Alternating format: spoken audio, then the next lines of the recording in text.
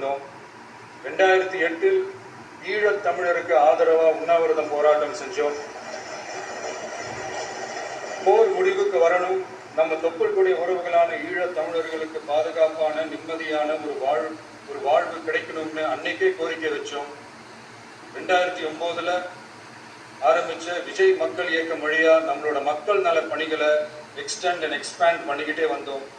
கல்விக்கு துணையா இருந்தோம், சோஷியல் சர்வீஸ் செஞ்சோம், வெள்ள நிவாரணத்துல துணையா இருந்தோம், கொரோனா காலத்துல மக்களுக்கு தோள் கொடுத்தோம். விலையில்லா விருந்தகம், குருதியகம், முட்டைப்பால், ரொட்டி திட்டம், மிழியகம், பயிலகம், நூலகம், இப்படி பல வழியில மக்களுக்கு துணையாக இருந்தோம். அப்புறம் நம்மளோட திரைப்படங்கள்ல நம்மளால முடிஞ்ச வரைக்கும் ஊழல் எதிர்ப்பை சொன்னோம், சமூக நீதியை சொன்னோம், கல்வியை பத்தி சொன்னோம், அரசியலை பத்தி சொன்னோம்.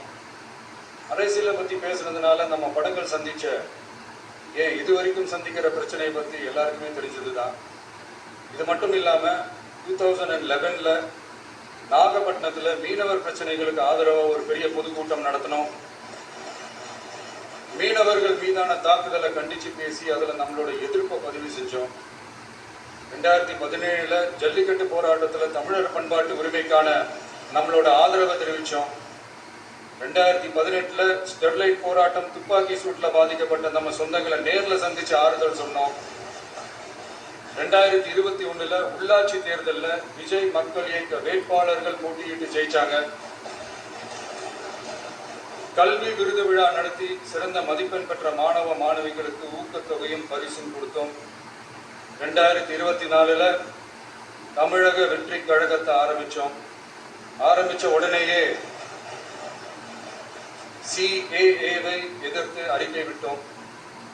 அரசியல் கட்சி ஆரம்பிச்சு விழுப்புரம் மாவட்டத்தில் விக்கிரவாண்டியில நம்மளோட முதல் மாநில மாநாட்டிய வெற்றி கொள்கை திருவிழாவை நடத்தினோம். தந்தை பெரியார், பெருந்தலைவர் காமராஜர், அண்ணல் அம்பேத்கர், வீரமங்கை வேலுநாச்சியார், மக்கள் சேவகர் அஞ்சலை அம்மாள்னு நம்மளோட 5 கொள்கை தலைவர்களை அறிவிச்சோம். இந்தியாவிலே 2 பெண் ஆளுமைகளை கொள்கை தலைவர்கள் அறிவிச்ச ஒரே கட்சி நம்ம டிவிக்கு மட்டும்தான் என்ற பெருமையோடு அறிவிச்சோம். பெரியார் சொன்ன மாதிரியே அவர் சொன்னதுல நமக்கு ஏற்புடையதை மட்டும் எடுத்துக்கிட்டோம். அவரோட கடவுள் மறுப்பு கொள்கையில நமக்கு உடன்பாடு இல்லைன்னு ஓப்பனா அறிவிச்சோம்.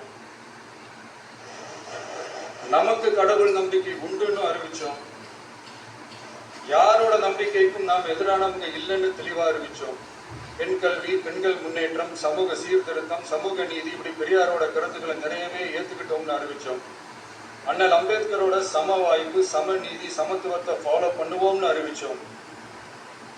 பெருந்தலைவர் காமராஜரோட மதச்சார்பின்மையை ஏத்துக்கிட்டதோட அவரோட நேர்மையான நிர்வாகத்தையே ஒரு கொள்கையா ஏத்துக்கிட்டோம்னு அறிவிச்சோம்.